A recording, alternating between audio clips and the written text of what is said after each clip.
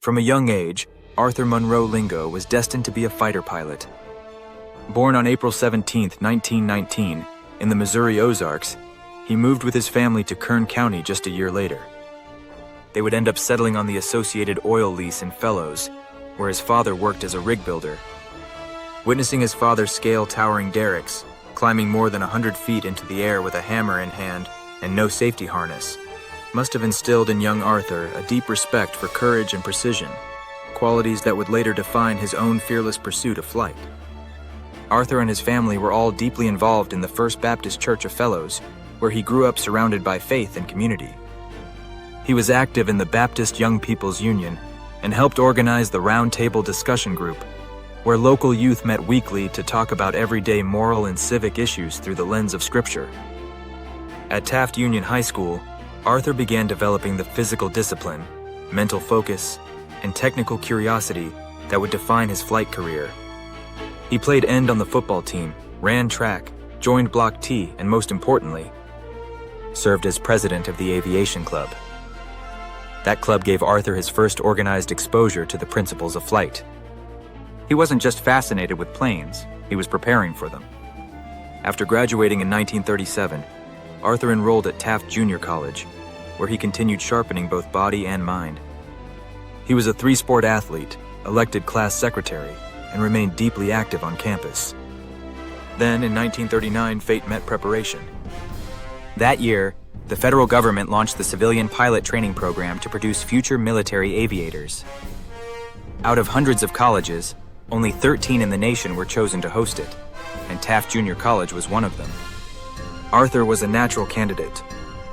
He began ground school immediately on the campus of Taft Junior College, and then started flight instruction at Taft Airport, where he learned to fly in a Piper J4 Cub coupe and later advanced to the Myers OTW biplane.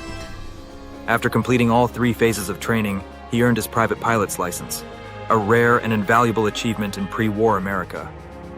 He didn't know it yet, but everything he'd done, academics, athletics, faith, focus, and now flight, had aligned into a single purpose to become a fighter pilot. On November 6, 1941, just a month before the attack on Pearl Harbor, Arthur would join the U.S. Army.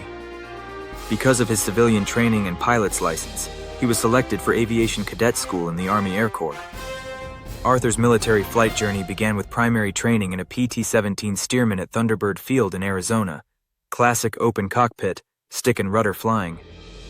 He then progressed to basic training at Minter Field in Shafter, flying the BT-13 Valiant.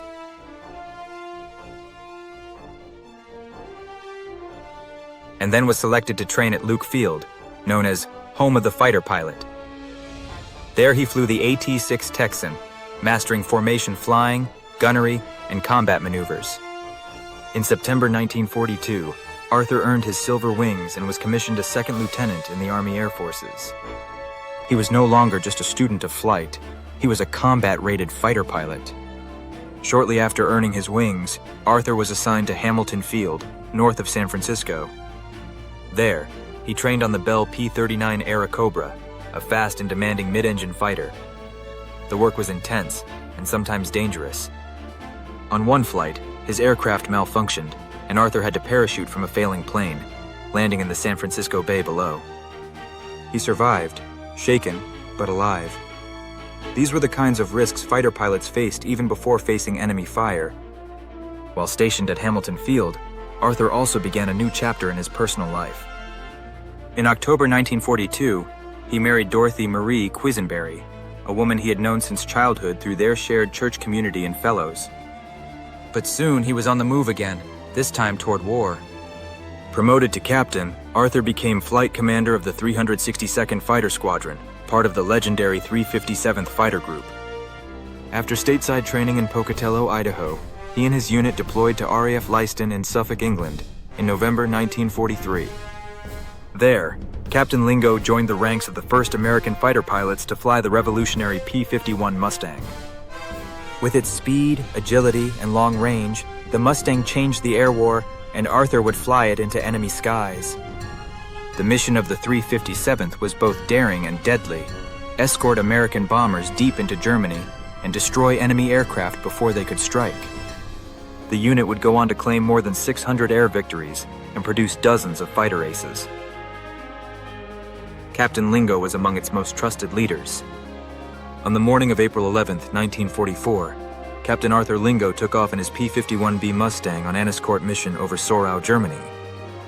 Near Magdeburg, he and his wingman encountered a Messerschmitt Bf-109. Arthur dove to intercept. His wingman, blinded by a fogged canopy, pulled away. Arthur pressed the attack alone and was never seen again. His aircraft was later reported down in a swamp near Meisterhorst, Germany. Captain Lingo was reported missing in action the day of the mission. In 1945, the military declared him presumed dead. He was 24 years old, 6 days shy of his 25th birthday.